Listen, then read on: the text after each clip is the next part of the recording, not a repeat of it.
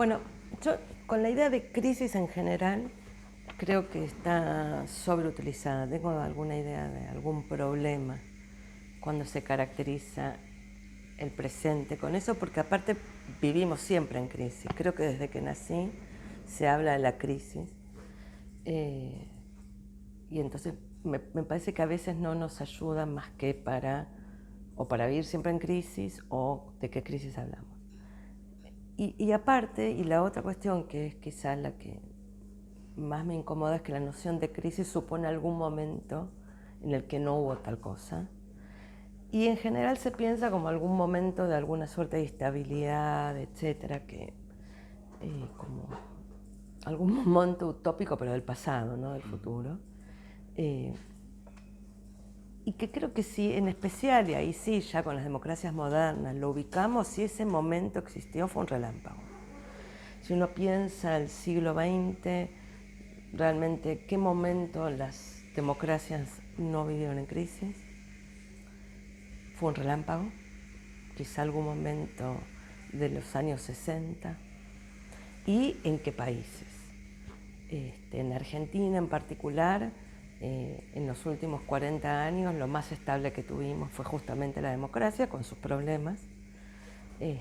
Así que eso por un lado. Por otro lado sí me parece y engancharía esta cuestión con, bueno, cuáles son sí las deudas de la democracia, cómo podemos ensanchar el pensamiento acerca de qué es vivir en una democracia, cuáles son las promesas que necesitamos como sociedad hacernos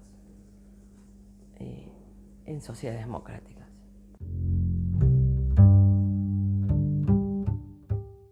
Bueno, un poco como te decía antes, yo creo que eso sí, lo pensaría incluso como tabúes, creo que hay tabúes, y creo que en ese punto también esos tabúes suponen deudas. Uno de los tabúes más grandes, y creo que en Argentina y sobre todo bueno, no sé, pienso en la región metropolitana de Buenos Aires, pero no me atrevería a decir que sobre todo allí, es la seguridad.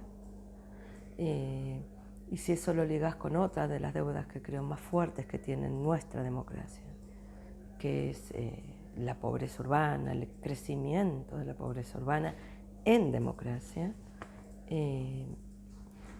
justamente es a esos barrios a quienes más dejamos viviendo en una situación de completa inseguridad.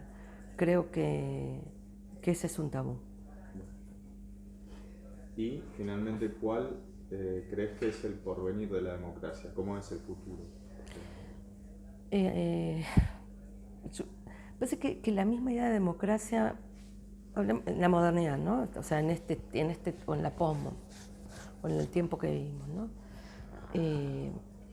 Sí, podemos pensar que amenaza cuando eso supone incluir a otros o a los otros, entonces ahí es quiénes son los otros, pero es una gran y fantástica amenaza, digamos, ¿no? Porque nos obliga a pensar más grande quiénes somos, quiénes queremos ser, y por tanto, qué compromisos asumimos si queremos bien una democracia, y eso involucra ensanchar quiénes somos e incluir en ese quiénes somos a los que son los clásicos excluidos de la democracia. Entonces me parece que es inevitable que la democracia se sienta amenazada es inevitable que las democracias, si queremos ir en sociedades democráticas, se sientan amenazadas o que haya grupos sociales que se sientan amenazados, porque la democracia es, por ahora creo, la idea de democracia sigue siendo las sociedades que supimos conseguir, las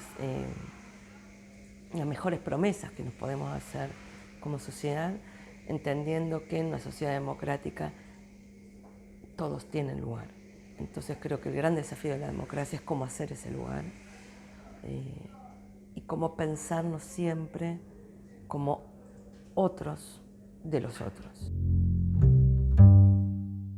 En ese punto me parece que en términos de pensar futuro necesitamos ensanchar el pensamiento del futuro, saber que tenemos muchos futuros posibles, que la idea de que estamos acercándonos a una ruina inevitable nos obtura justamente a construir sociedades más democráticas, a potenciar y profundizar las sociedades democráticas en las que vivimos y que tanto nos cuesta construir, porque creo que hasta es inevitable que cueste.